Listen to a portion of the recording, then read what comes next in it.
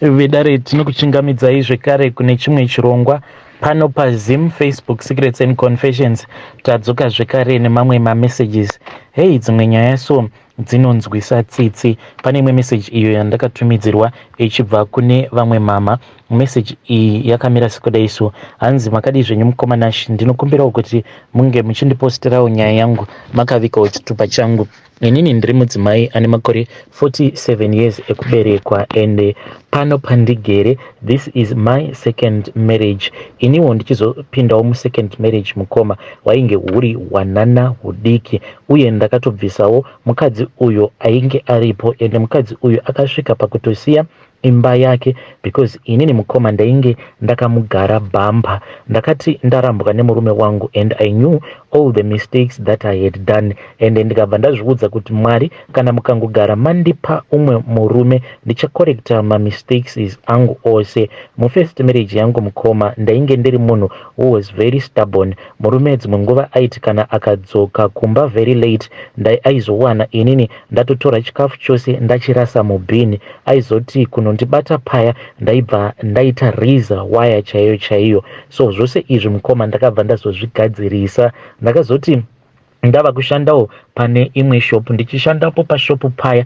pane vamwe baba avo vaiwanzokuyawo vachingotengawo lunch yavo pashop apo pandaishanda. So baba ava one day vakabva vazondipfimba. Mazuva acho iwawo zvemafoni izvi kwainge kusina, zvaingovawo zvezve zvokungotiwo munotongosangana pamunenge masangana. So baba ava vakabva vazonditi vaikumbira kuti vange vachizonditora out for lunch. I agreed mukoma semusingle, ndokubva ndazoenda navo baba ava. Saka takazoti tatenga katakeaway kedu ndokubva tazoenda tikanogara kuHarare Gardens, ndipo patakaplana dhende rose. Baba ava vakabva vangotanga kundiudza maproblems ose awo avainge vachisangana nawo kumba kwavo, ende ndega ndakabva ndatoona kutoti ndiwo maproblems akaita kuti ndinge ndichizobuda mufirst marriage mangu. Ndikabva ndaona kuti heya, saka zvinoreva kuti varume ava vakasiyana. Inini ndichizotiza murume wangu ndaizviudza kuti kunze uko ndichasanganawo nemurume wekuti anongondisiya ndichiita izvo zvandinoda. So the same situation that I had been facing nemurume wangu ndo zvandainge ndichingoudzwa nababa ava kuti mudzimai wangu dzimwe nguva ndinoti kana ndikamubata anobva atanga kundiita rough, kana kutomuka obva atomonera Zambia, obva adzoka mumachira, kupopota, kutaura non-stop, kungoita stubborn. So ndakabva ndangoziva kuti saka varume vanongodawo mukadzi wekuti hongo kunyange ukaita stubborn but uzoziva kuti pano nepapo murume unopota uchimupa respect yake. Ndakabva ndatoti Mwari, apa payamatondipa iyi ipepa 2, ende kana ndikagara ndapasa this examination I am going to be the happiest woman, because baba ava vainge vaine kakambani kavo yakazotova kambani hombe, munhu wekuti he was able to provide for his own family. So stubbornness yavainge vachisangana nayo kumba ndo yakakonzeresa kuti vafunge zvekuita a second wife. Tirimo muya muHarare Gardens tainge tava kutodyisana zvedu kuzosvika tichiitana goodbye. Mukoma, the first night ravakazoya kuzogara kumba uko kwandainge ndava kugara mukoma, at that time ndainge ndichitambudzika sei, wainge hungori upenyu huya hwekiya because ndakati ndichinorambana nemurume akabva azoshandisa hama dzake kuti ndinge ndichitorerwa vana vangu. So ndaingozvigarira mukwa one room kangu kaingova nekamubhedha nekaprama stove. Baba vaya vakati vauya mukoma vakangoti vachingonopinda mumba kudai, ndini uyo ndikabva ndatopfugama, ndikabva ndavagadzika pamubhedha, ndokubva ndatotora kamwe kastuu kangu, tumasturu tuya twepuranga twekudhara tuya, ndikabva ndatanga kusunungura mashoelaces avo, ndikabva ndabvisa masocks avo. Gombo ravo manhuwiro rainhuwa sei. Ivo vakabva vatanga kuto apologize vakati I'm very sorry but maiguru vako kumba uko vanokwanisa kutongosiya masocks awa havamawachi. Inini kana ndikasamawacha ndinokwanisa kutomapfeka for more than a week, ndokusaka ndava nedambudziko rekuti bhutsu dzangu dzinonhuwa. Mukoma nashi ndakabva ndatozviudza kuti panapa ndakutoita waDelilah chaiwo, even though makumbo avo ainge achinhuwa. Ndakasvika pakuvatsvoda makumbo avo ivo vakabva vaona kuti ya uyu mukadzi uyu ndiye munhu anonzi ari humble, ane yavanoti humility. Ndakavabvisa mabhutsu dziya nemasocks ndokubva ndanozviisa kwakadaro. Masocks ndikabva ndamasoka zvekare nebhutsu ndikati idzi dzinoda kuti dzinge dzichizowachiwa kuitira kuti kamunhuwi kange kachizobva. Then ndikabva ndadzoka ndakabata kadish kekuvagezesa tsoka dzavo kainge kaine mvura yainge ichidziya. Ndakabva ndavagezesa tsoka dzavo. Vachipedza paya ndikabva ndati mvura yenyu yaita, ndokubva vaenda kubath. Vachibudamo mukoma ndokubva ndatovazora mafuta kumusana kwese kwese. Vakazoti vachinopinda mumachira, ndakabva ndaona munhu achingogutsurira musoro apo ndichibika achiti uyu ndiye mukadzi manje, uyu ndiye anonzi mukadzi. Nguva yakazoti yakwana yekuti tinge tichirara tose. Ndikabva ndatongozvipa ushingi hwekuti ndinge ndichingoshingirira kuti chose chavanenge vandiita kunyange chikabhohwa sei inini ndichangoita sekunge ndiri kunakidzwa. Vakaita zvose zvavainge vachiexperimenta pandiri ndega mukoma, ndaitoita sekunge ndiri kufadzwa nazvo, kunyange zvimwe zvandaitoona kutoti apa hapana zviri kumboitwa apa, asi ndaibva ndatovakurudzira ndichitoti ipapo ndipapo chaipo, ipapo pamakabaya mukoma. This is just a brief break.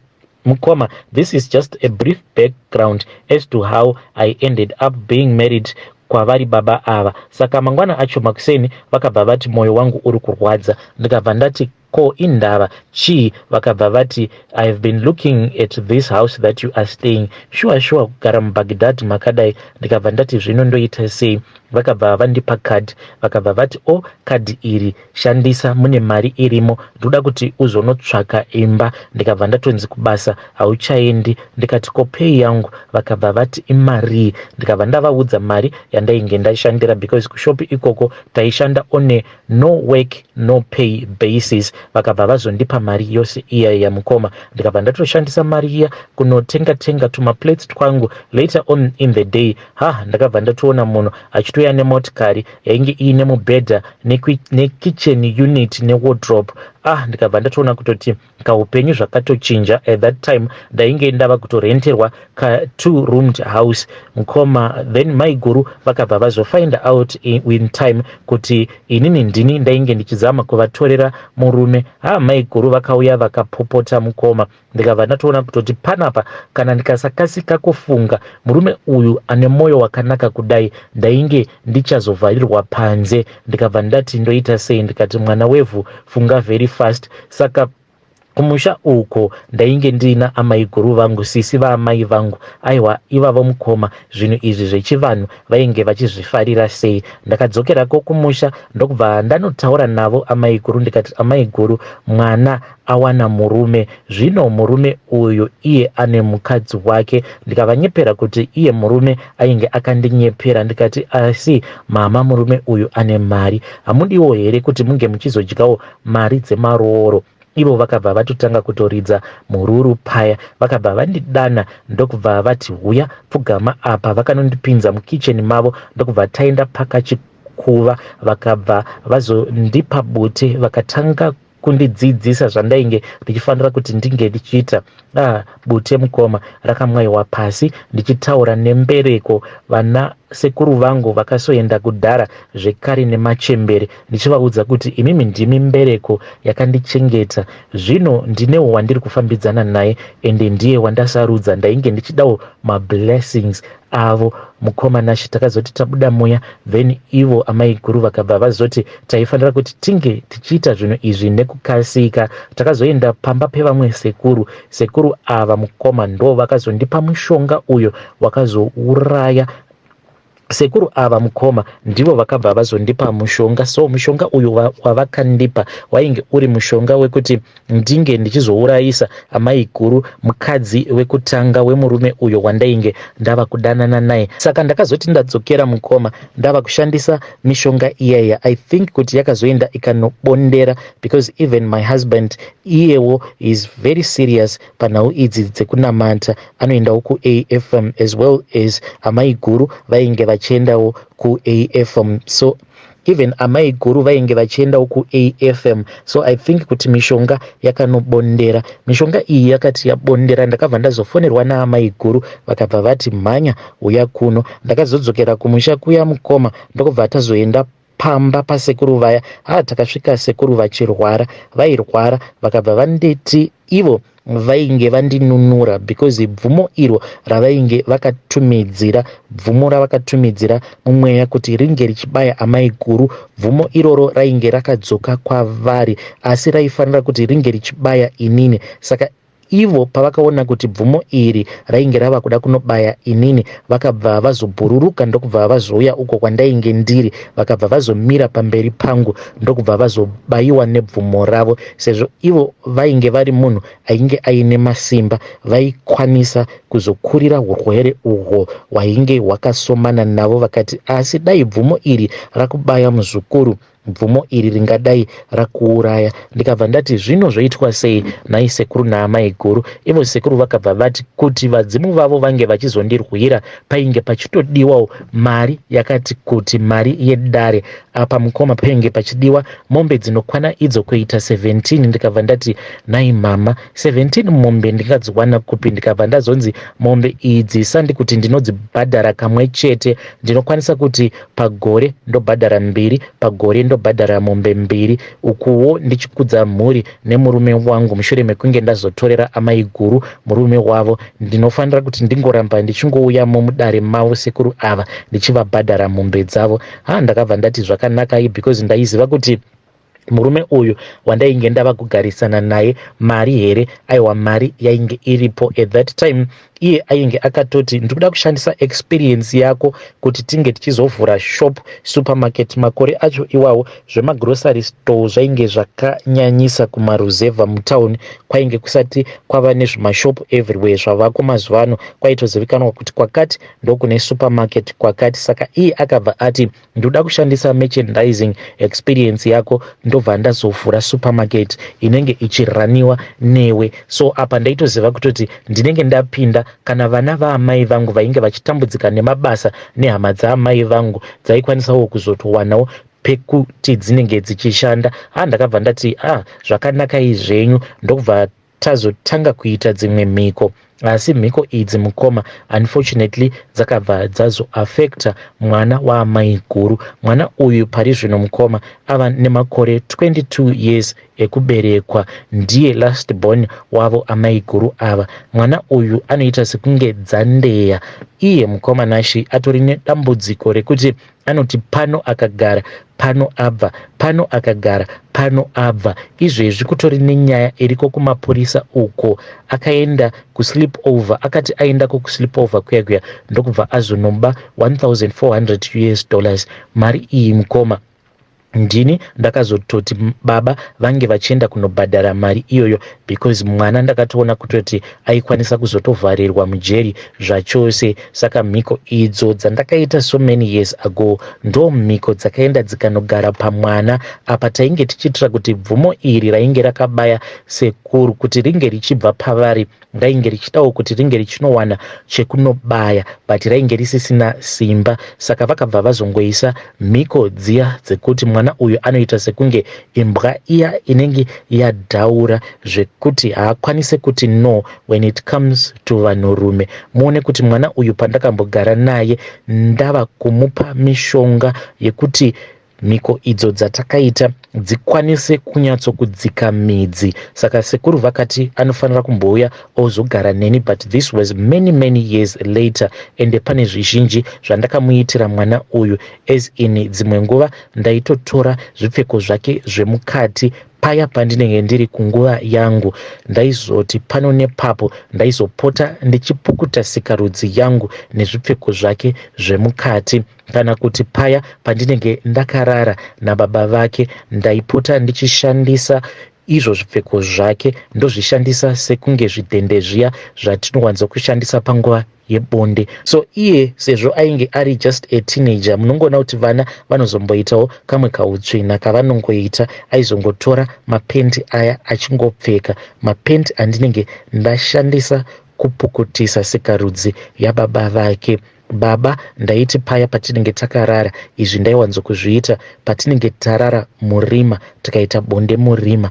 Ivo vaizongonzwa ndichivapukuta sikarudzi yavo, vaisatomboziva kuti ndiri kuvapukuta sikarudzi yavo nechipfeko chemwana wavo musikana. Zvose izvi ndakazviitira kuti ndinge ndichidzikisawo midzi, ende zveshuwa midzi ndakazodzikisa, ende mabhizinesi mazhinji ababa ndakabva ndazoita kuti ange achirerekera uko kumusha kwaamai vangu. Vanasekuru ndo vanotomaneja mabhizinesis iwawo, kunyange zvake murume neni tirisu tiri in charge. Izvi ndakazviitira kuti kana pakangoitika any silly mistake yekuti tarambana, inini ndinenge ndiine kaadvantage kandinenge ndiinako.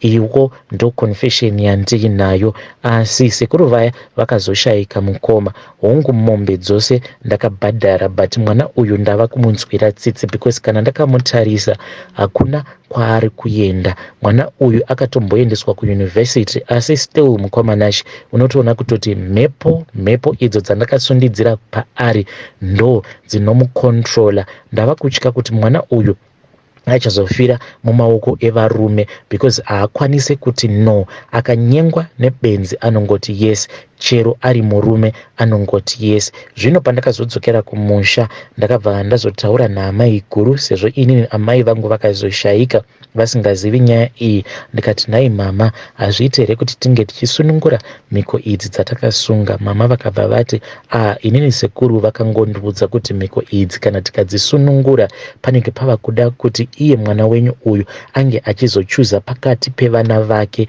apo paanenge achida kuti mhepo idzi dzinge dzichizoenda kuzonozororera, because idzo hadzisi mhepo dzinozororera, nekuti mhepo idzi hadzisi mhepo dzingazorodzwa zvekudaro, dzinonetsa kuzorodza.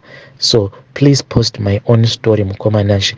I know kuti hapana hangu zvandingazviita, but ndikuda kungobvisa bundu iri riri pamwoyo wangu, just in case kana Mwari vakanditora ndizofawo, at least ndakwanisa kureurura.